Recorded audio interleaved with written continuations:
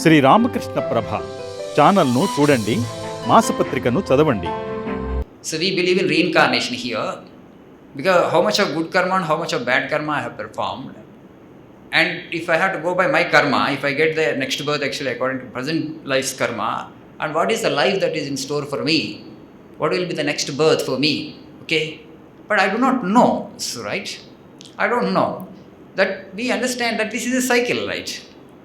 This is a cycle, birth actually death, and then actually birth, then death. So we want to come out of the cycle. Anything that is cyclical actually stifling. So you have to get out of the cycle. That's what actually nirvana is. Get out of this transmigratory cycle is the objective of life. Nirvana is our birthright. Spiritual seeking is our privilege. We discussed that actually. Our privilege means only human beings can be spiritually conscious. Only human beings can be on this exploration. No other creature has this possibility. All other creatures, they get stuck at a sensory level. Nothing beyond that is possible. For example, you just think of a dog actually. You just see, Swami says, no man eats with the same gusto as a famished dog or wolf. So you just see the dog, how it eats its food, as if its whole soul is there, that food. Because that is the only enjoyment that is possible to eat. No man can eat like a dog, right?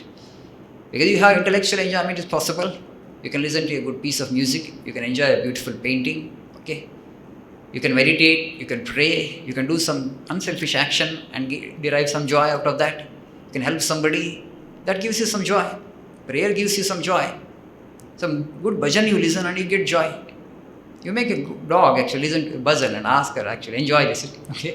Don't enjoy your food. Enjoy it today for variety's sake. Okay, this bhajan I will make you hear. It can't. There is no such possibility.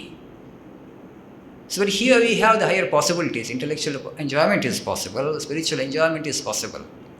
So that speaks for the evolution of human being. And today if you say that, I don't believe in all this actually, I will get stuck here only sensory enjoyment, I believe in it, creature comforts only, I believe in it, means you are actually trying to hinder the possibilities that you have. So the nirvana is our birthright, and to become spiritual, to become one with the infinite from which we have come. We are here for that, and this instrument is capable of that perception, capable of that experience, and so we have to explore. You just see, for example, in India, see that also we have discussed here, but again actually, I want to, just for the sake of perspective, I want to put it before you. Before independence, things were not in our hands to shape our society, to take our country forward. We had no freedom, political freedom. And post-independence, I don't think actually I'm passing a judgment on a particular political party and individual. Post-independence, when we made policies to take the country forward, we have not taken into consideration the spiritual and the religious ethos of this nation, the civilizational ethos. Swamiji again and again says in his lectures from Colombo to Almora book, if you read, you understand that every nation has a soul, as it were. Every nation has a mission. Every nation has a goal. Every nation has an ideal. But India, actually, it's not just formed a nation. It has been a civilization actually that has been existing for millennia. So you have certain civilizational ethos. What are the civilizational ethos? The spiritual ethos. We have been on search for truth for almost 7,000 to 8,000 years. A society, a nation that has progressed with spirituality as its goal and ultimate objective. Post-independence, the people who were at the helm, they didn't try to understand the civilizational ethos of this country. And as a result, it's easy, many times you think actually people intellectually, they exercise themselves, they think. Though we have the brains, though God has given us the capacity to think, to reflect, to understand, to evolve, we don't use our brains at all. It appears like that. Many are intellectually lazy, I understand it better. After a point of time, they don't want to think, because if somebody guides, they are happy. Okay, they don't want to think for themselves, and even the policy makers also. So what they did actually, what we have been doing for the last 7 decades is servile imitation of a developmental model, a pattern which actually doesn't suit us. Servile imitation. Maybe the methods of urbanization and industrialization we have brought from the West, they may be good for them, but not for us. So as a result of this imitation, because it's easy to imitate, right? You don't have to think for yourself. Thinking actually involves some struggle. Thinking involves actually, some investment of time, some exercise you have to do, intellectual exercise. But the people who were at the helm did not actually exercise their minds enough. It appears like that. Okay, if you just see the kind of mess that we are in. Why I'm saying this?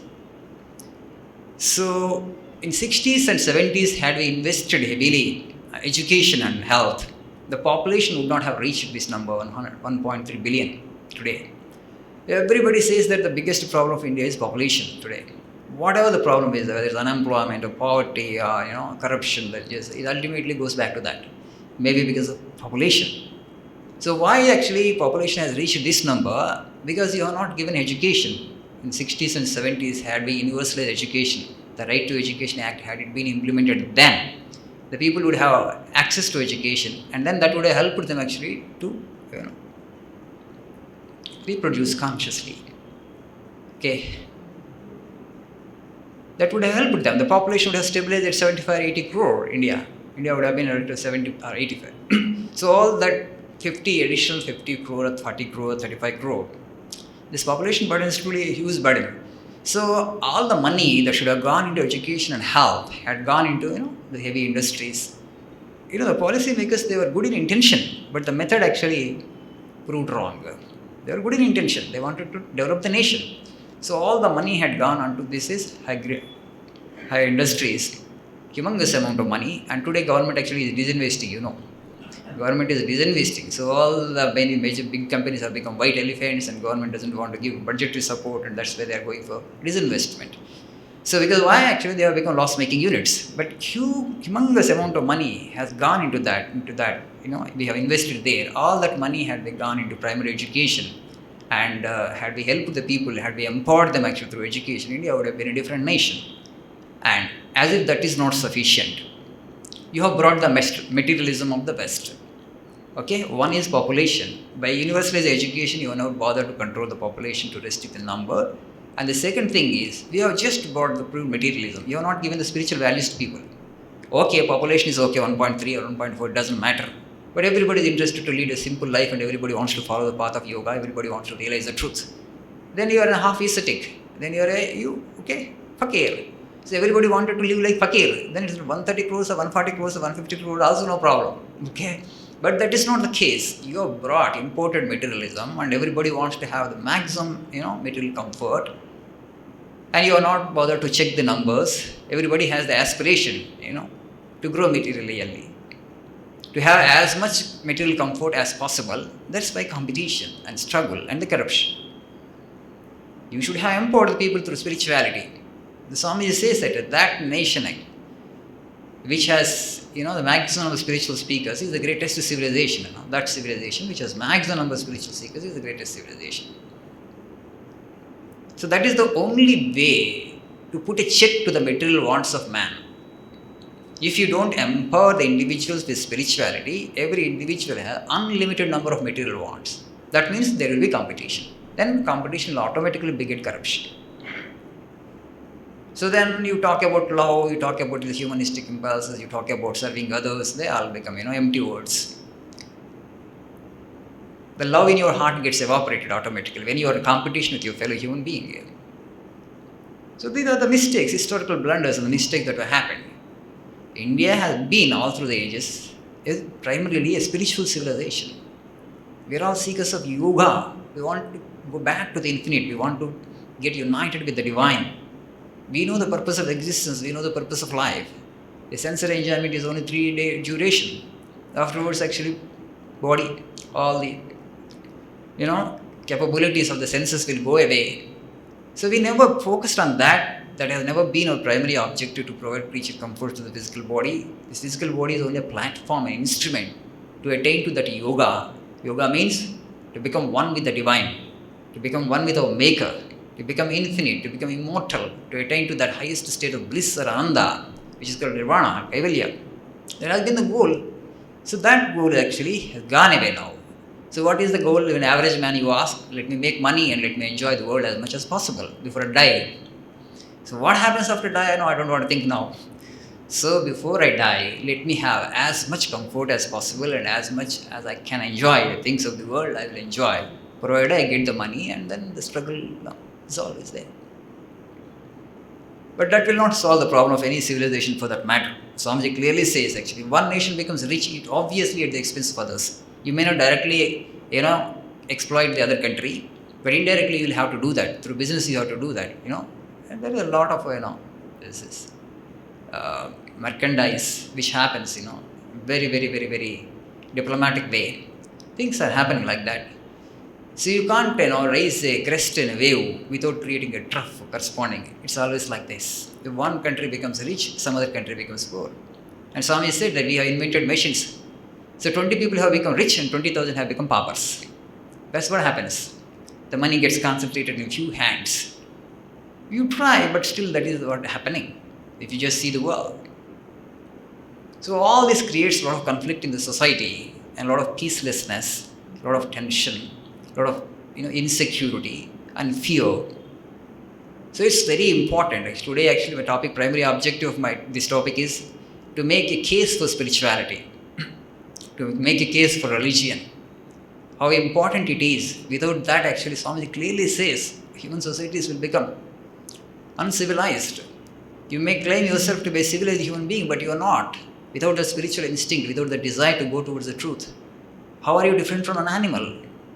If you just get stuck at a creature comfort level, better animal body will be far better, Swamiji said, because you can't enjoy your food as much as a dog enjoys, a wolf enjoys, a pig enjoys. He gives the example of pig also. It doesn't even become aware of the dangers that it has when pig gets his food, because it is so concentrated, so focused on eating that meal, because soul joy lies in that. The soul happiness lies in that. You can't eat like that, because the higher joys are possible, intellectual joy is possible, the spiritual joy is possible. So if we don't explore, they don't cost anything really. Today, if you just see, people have come to the conclusion only material things will give me joy.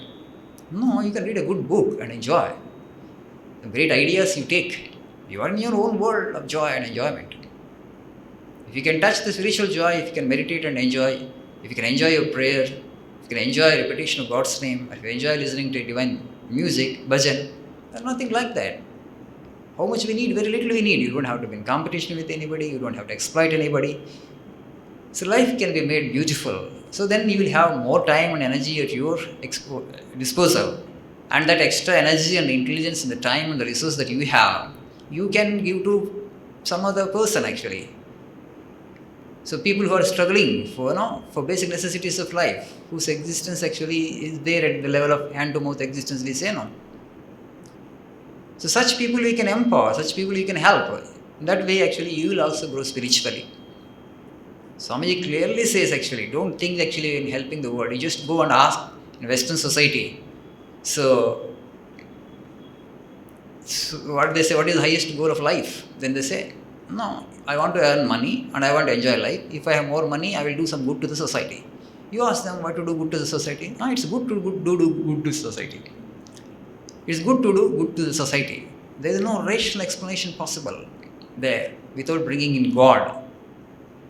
And then you are saying that, when you say that it's good to do good to the society, what good you can do to the society? What good you can do to the world? When you say that I will do good to the society, what you are saying basically is this, that God has created an imperfect world. I want to correct it, I want to perfect it. Right? Today on moral front also we are weak because of this. Because the foundation you are not able to provide. Without spirituality, the structure of morality, it will fall down, it will crumble to pieces. It is tottering to its fall today. Why people have become so weak morally? Why should I be moral? Nobody explains this to me.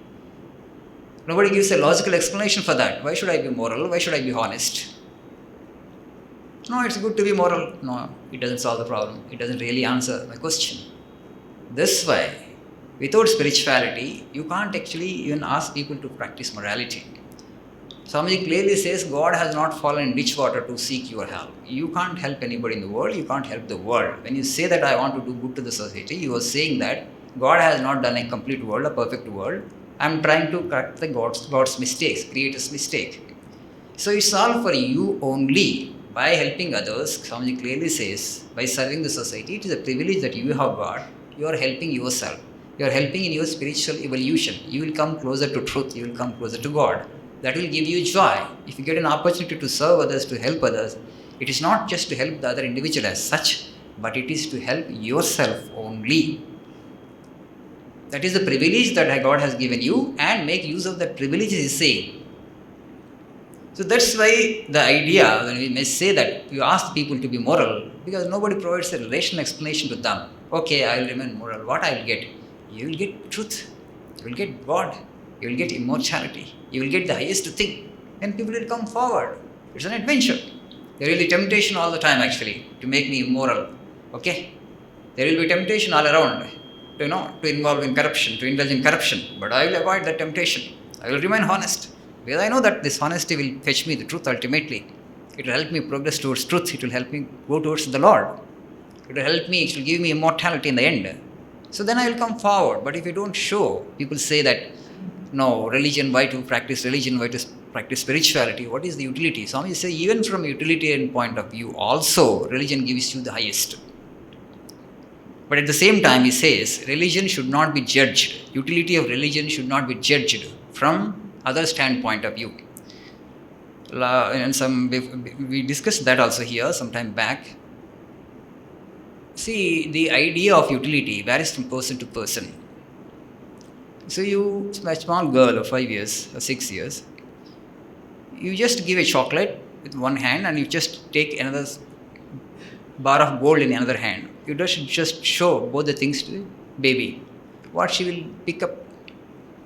One hand, chocolate, in another hand, piece of gold bar. What the girl will pick up? Chocolate, invariably. The girl has the idea that actually chocolate is more precious, right? More valuable than this piece of yellow piece. For her, actually only yellow piece. So the utility, her idea of utility is different. So religion or spirituality should not be judged from a materialistic standpoint of view. Religion should have only religion as yardstick to judge it, to measure it. It should have its own standard to measure it. So people are trying to measure actually what I will gain if I become spiritual. So you will gain the highest. Definitely you will gain the highest. But it should not be judged from a material standpoint of view. That is the problem. Materially, will it give me bread? Will it give me home? Will it bring me a vehicle? Will it help me actually to become rich? It may or may not. But you should not actually judge religion or spirituality from that perspective at all.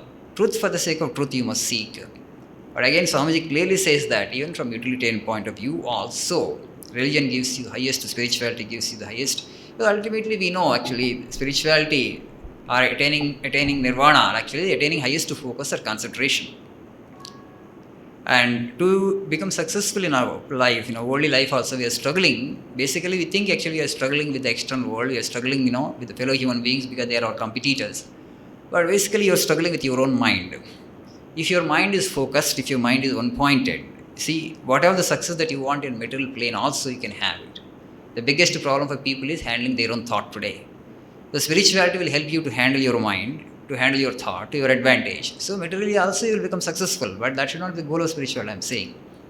That is not the goal. The goal here is to attain to the highest degree of concentration, which is nirvana, and that gives you highest bliss and immortality. That is the goal, not material things. So by following the spiritual path, you will become, materially also you will become successful in this secular world also. But that idea is not there. That's why you are struggling accidentally. You're thinking that actually there's a lot of competition, that's why I'm not able to become successful. There is a lot of, struggle for limited resources. No. At a human level, you can create resources as much as you want. We have come into this world with that much of intelligence. God has endowed us with that much of intelligence. The only thing is, you have to become spiritual. You have to focus on yourself. You have to work upon yourself. Things will come to you. They will fall at your feet. Money will come. Name and fame will come. Everything will come. Build the character, Swami says. Have that one-pointedness of mind. Work upon yourself. That's yoga. And you don't care for the material things. God will give you automatically the minimum things that you require. All the great devotees, all the ascetics and the mystics that you see, they never cared for these material things. But they wanted, because the highest goal they had before them, I want immortality, nothing else. All these material things, they count nothing, in my opinion. So because they wanted only the truth and they got it actually, we have a number of such examples in our culture. So even from an utilitarian point of view also, spirituality gives you the highest thing, both the material welfare and also the spiritual welfare. So today, as I said, that I am trying to make a case for spirituality. Because educated people are asking, do I have to become spiritual? Is it necessary? Is it compulsory? Can't I lead life without the spirituality and religion business? No. If without spirituality, you will become a pure materialist and you will not even become moral. It's not possible. No, it's good actually to do good to the society. That doesn't work because you will not be able to do good to the society in the long run because you will exhaust your inspiration. After some time, you will find some difficulty, some hardship will come. It's not possible. Why this headache of helping others and trying to bring joy into others' lives? You will not be able to sustain your interest in serving others without the spiritual foundation. Because now I know that actually I am not helping the society, I am helping myself. So all the people, the distressed people are there for my sake. So I consider it as a privilege. I consider it as a beautiful opportunity to grow spiritually by serving others, by helping others. When you have this kind of understanding, spiritual understanding, any kind of a hardship that might come, in your helping others and serving others, you will bear with it, you will put up with it gladly, joyfully. Because it's all ultimately for your sake, you are doing it. So then selflessness becomes actually a kind of your second nature. And actually not with any kind of pain or with any kind of grumbling. But with great joy you will do that. Okay? You will not grumble. Even if hardship is there, you will put up with that. And with great joy. So that it's very important. That's why you have clarity. Before you embark on serving others, before you embark on the spiritual journey, we need to understand that God has not created an imperfect world. The world is perfect in the sense that, it is designed to teach lessons to us. We learn our lessons. Swamiji says it's a gymnasium. What you do in a gymnasium, you go to the gymnasium and you exercise, to make yourself fit physically. So this world is also a great gymnasium where actually we come to practice morality, to take these moral and spiritual exercises so that it become perfect ultimately. Then you will attain to the spiritual consciousness, you will attain to that nirvana. So to help you to attain to that nirvana, the world is perfectly fitted, it said. So he has made a complete design. The Lord's design is perfect. The only thing is you need to understand that and act accordingly. But without that spirituality, even practicing morality becomes difficult and you will not be able to help others for a long period of time. Because it's not easy to help others. You will get some hardship and you will get some impediments and then you will stop that. You will not be able to sustain your interest in serving others. You will get exhausted and you will come to the conclusion that ultimately they are experiencing their own karma. This theories we will interpret it like that. Why should I help actually? How many people I can help? They are experiencing their own karma. Right? All these theories you will invent. You will not come forward. That's why there's a degree of selfishness there in the world. Not easy to serve others, not easy to help others. But once you have the spiritual idea, I'm helping myself by serving others, by helping others. If I get an opportunity to bring little joy into the life of one person, that is a great privilege to me. And then actually you'll be able to work to death actually. How Vivekananda worked? From where did he derive as much of inspiration? Because he had the idea, he had the sense that actually I am helping myself, because he could expand his consciousness, he could speak all human beings as part of his own being. Yourself and myself is ultimately one and the same actually. The consciousness that is manifesting through you are also the same consciousness manifesting through me. In that way we are all related to each other. There is kinship between all life forms, not just between human beings. There is that kinship between all human beings. So once we have that spiritual understanding of life, it becomes easy to love others, to work for others. And you will not reserve anything for you. Even any kind of sacrifice is okay for you. And we have examples, right, in our culture. Dadichi, Shiva Chakravarti, Chimnata Vahana, Bali. How do you think actually they developed that much of capacity to sacrifice even their life? So gladly they sacrificed their life. Dadichi gave his bones, not complainingly, not grudgingly, not painfully, gladly and joyfully. He parted with his bones. Shiva Chakravarti was ready to give his life just to save the life of one bird. Gladly, king sitting on a throne. How do you think it became possible? Because of that kinship. This bird is also part of my being only. My whole soul is manifesting through that form. That form is in distress, so they'll sacrifice this form. What will I gain by sacrificing like that? I will come back to my spiritual consciousness. That is the ultimate goal. So we have started off from a point, and naturally we will come back to the same point. We have started off from God, and we'll have to go back to God. We have started off from the infinite, and we'll have to go back to the infinite. The circle will become complete.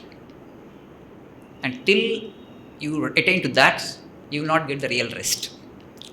You have only relative rest, relative repose, but not the true rest, but not the true peace that you have been longing. That the longing is there in every individual to get that true peace and to get that true rest. The present existence is only struggle, right? Swamiji clearly says, Vivekananda, that struggle and peace, they can't go together. So life means struggle. Definitely there is struggle.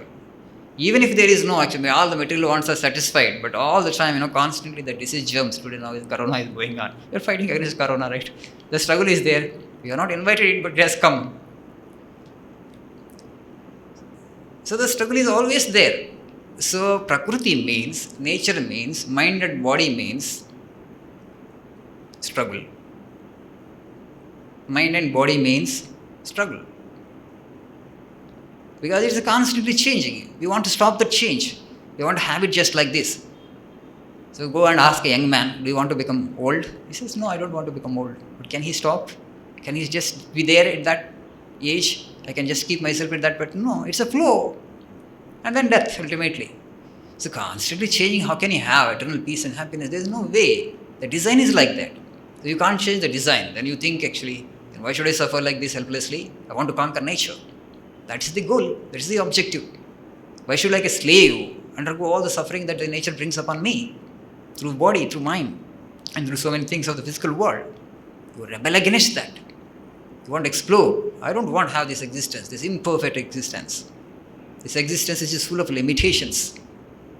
And then actually the spiritual dimension will open up for you. Then who created this universe? How I am connected with that creator of this universe? What is my real nature? Why should I suffer? Is there a way to escape this suffering associated with the body and mind? Then you explore the spiritual dimension. And then you realize it in the end that basically your spirit and consciousness, which is homogeneous, which is all pervading, which is eternally there. It doesn't change with time. It is beyond time and space. So that mighty possibility, we all have it. So without that zeal to grow spiritually, without the desire, life is boring, life is meaningless. Life is not different from the life of an animal. Human life is also. It's not much different. Animals eat, we eat, maybe a little sophisticated way. They eat raw, but they enjoy more than what we can enjoy through cooking. We need masala, we need so much thing. But in spite of that, you can't enjoy like a dog. It's okay, the sensory joys, we get stuck. So at least the desire to grow a little spiritually. A few steps actually you should take towards the truth. And Swamiji says actually only in this country you find that sweet soul sympathy for philosophy and religious thought, nowhere else in the world. They are purely materialistic races, purely materialistic countries. They understand only money and sensory comfort, creature comfort, and nothing else, no other aspiration. But civilizations, for countries, they exist like that. Today actually you are bringing that ethos into this country, and that's why there is a lot of conflict. We have been different all through the ages. Bodies are different, our nerves are different. So it's very important that we become spiritual and we deepen the spiritual instinct. And the sooner the better for our country and for our society. As you see, the people are ready. Everybody is trying to support the majority. This is a majority syndrome I call today. People are afraid of the society, afraid of fellow human beings. I just want to conform to the ways of the society. Why? Be a rebel. Be a little bold. Why you want to actually tread the beaten track? I want to be a little different. You have to satisfy yourself. You don't have to satisfy anybody in the world. What I really want in this world. If you are convinced of the spiritual ideal, follow it. Even if there is opposition from other people. You don't seek the approval. As Swamiji clearly says that in the beginning you only get ridicule. First actually there will be ridicule. People, all the mystics, all the spiritual souls who have become perfect, people branded them as mad people. Ramakrishna Paramahamsa was considered a mad person. Ramana Maharshi, when he was practicing spirituality, the brother said, if you are so inclined to spirituality, you should have been practicing it in the forest. Why are you there at home? So he ran away from home and came to Arunachala, right? Buddha thought actually, no, it's not possible to practice religion in a palace, because administrative responsibility will be there. The father would ask him actually to take over the throne. Okay? So he felt that actually, unless I have the physical freedom, it's not possible actually to pursue it, to know myself. In truth, who am I and what am I? Without knowing that, knowing everything else in the world, even if you have all the comforts of the world, still you will be dissatisfied. You're left. You just wanted to explore. That's best for truth. That search, that inquisitiveness. Okay, it should be there. It is there in all of us actually. You can make it little more. It's possible. Right? We may not be able to realize the highest truth in this birth itself, but the struggle will not go in vain. The struggle will come with you into the next birth, and you will get a higher birth, a better embodiment, a better physical and intellectual disposition will be there, and so it becomes easy for you. You just make the path, pave the way for you, birth after birth, birth after birth. So you will improve your spiritual stature, your spiritual, genes, as it were, if you allow me to use the word. And then there will come a time you will attain to the highest realization. And then it is total fulfillment. Thereafter, no rebirth, no coming back into this world. People think that actually this individual is a pessimistic individual, that's why he's talking about religion and spirituality. Religion or spirituality or Vedanta in particular, it doesn't talk about optimism or pessimism. The young child is full of optimism because he looks at the world and world appears very colorful to the boy. Okay? Very colorful. There are so many pleasures, so many joys possible in this world. So he looks at the world full of optimism. The same individual grows into a 70-year-old individual, 75, and just go and talk to a 75-year-old individual. Can he be as optimistic as a 10-year-old boy? No. Because now he has passed through the ups and downs of life, and now he has, experience to analyze the nature of life. Okay? He has experience behind to analyze the nature of life. Naturally, he is not as optimistic as a 10-year-old boy. He cannot be. He naturally tends to become pessimistic because he has thumping and bumping from the world, from nature all around. Okay? But it's not. Vedanta is neither a pessimistic religion nor an optimistic religion. It is a statement of fact. This is how things are. So say discriminate and try to understand. We all see the world that we want to see according to our samskaras. Swamiji gives a beautiful example. So they made a clergyman see the moon through a telescope. Then he saw the spots on the moon through the telescope, and he says that they are all the piles of churches. Okay, the grand churches are there on the moon. How he came to the conclusion? Through the telescope he saw the spots, and he thought that those spots are the piles of the churches. And a young woman was shown. She thought actually they are two lovers, they are in love with each other. See, different people see the different world. According to our own samskaras and tendencies, it is the same. We don't see the same world. So this world is relative in that way. So neither you should give scope for neither optimism nor pessimism. You just be, practical. How the life is, you just understand and you need to move forward. So what is the goal of mankind? When you say that, we have already discussed this point also. Heaven goers, to go to heaven actually, they are no better than atheists and agnostics or materialists, I say. So they are talking about only sensory enjoyment, a little more refined and a little longer period of time. So that kind of heavens also is only for, immature souls, Swami says. That is a degeneracy, where you are not able to conceive anything better, you are not able to conceive anything higher than going to heaven and enjoy things there. So you enjoy what are the things that you want to enjoy here itself. Okay. So this idea of heaven, going for sensory enjoyments, more sensory enjoyments, that's not the real idea of religion. And so they are evolving in their own way. But here we know that actually, Ihaivatayir jitah sargo, yasham samye stitam manaha. That state of equanimity, that state of sthita prajna, the state of nirvana, you can attain here itself by transcending the mind and body. And after attaining to that state, death becomes a joke for you. Then you have experienced your true nature. Once you get to that experience, the mystery of the world is solved for you. Why there is suffering in the world, why God has created this world, how real the world is. Even if I say that the world is Maya, world is unreal, we don't understand it now. Why it is Maya, why it is unreal. We think actually they are unreal. Their statements are unreal. Only when you get to that experience, you understand it is. Truly it is Maya. It is only a projection. It is only a picture. It is only a projection of the mind. Because now I hold on to my mind. I think my mind is an absolute reality. The world becomes a total reality for me. When the mind itself becomes unreal for you, when it gets dissolved in consciousness, and then world just disappears, like a picture disappears from a canvas. And that happened to Vivekananda when Sri Ramakrishna Prabha touched him. The whole universe got dissolved into consciousness, into that homogeneous existence. Then that experience Vivekananda never forgot. And from that he understood that Sri Ramakrishna Paramahamsa, who looks like, more ordinary than ordinary man, but is an exceptional and extraordinary individual, and touched with the superconscious, touched with the divine. The three kinds of experiences are happening every day with everyone. Suppose I move my hand like this. So this is a conscious action in me, right? Consciously I moved from this point to this point. I used my will here. I used my reason here. And again my heartbeat is happening. Heartbeat is happening. Is it a conscious action? Are you conscious of your heartbeat? Consciously actually you are making the heart palpitate? No. It is just happening. It is unconscious action. This is a conscious action. This heartbeat is an unconscious action.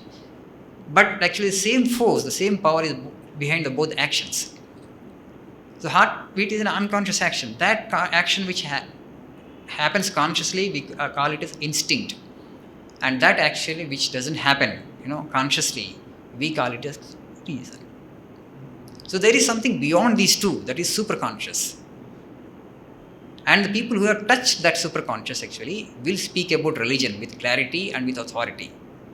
So that is called inspiration. Socrates was going, and Vivekananda Swamiji gives this example. He was going along with the army. Probably he was an army man. So he just saw the rising sun. He got stuck. He just looked at the sun. He went on staring and staring and staring. Others tried to disturb him and wanted him to join, but he did not. He just started staring at the sun. Not for half an hour or 1 hour. For 2 days, he went on staring at the sun. Just like that. 2 days in the sun, till the evening. And afterwards, he was a transformed individual. He had a glimpse of the beyond. He had a glimpse of the actual consciousness, which is beyond the physical, beyond the world of name and form. He was totally transformed individual. He started speaking a different language all through afterwards. But the creation suggested the creator for him. And he had experienced it a moment, that creator. It would happen to us also, but again, actually, that experience fades into oblivion after some time. If you have little that purity in you, when you see the Himalayas or when you see a vast ocean, sense of awe. Mind can't reach that. Mind can't explain that picture, that beauty. And so mind becomes still, as it were. Just for the sake of a moment, mind has become still. You have just had a glimpse of the spiritual. It's just a passing glimpse. We all get that experience. But if you have not got that experience, even after seeing the ocean or the sky, for that matter, Himalayas, you are very gross, you are very materialistic. If you are too gross and too materialistic, you will not get. You just see only the physical thing. That's just a physical thing. You take things for granted, that's what I am saying. So at least a question should arise when you see the Himalayas, who might have created such a grand thing? Even if it is picture, somebody has drawn the picture. Who is that artist? Obviously you remember God. So you become spiritual from then and then. As part of the best part of creation you are, the best piece of life you are, you explore the Creator. That is a privilege that we all have, the human beings. We shall stop here. So let's make good use of that privilege. We shall meditate 2 minutes before we disperse.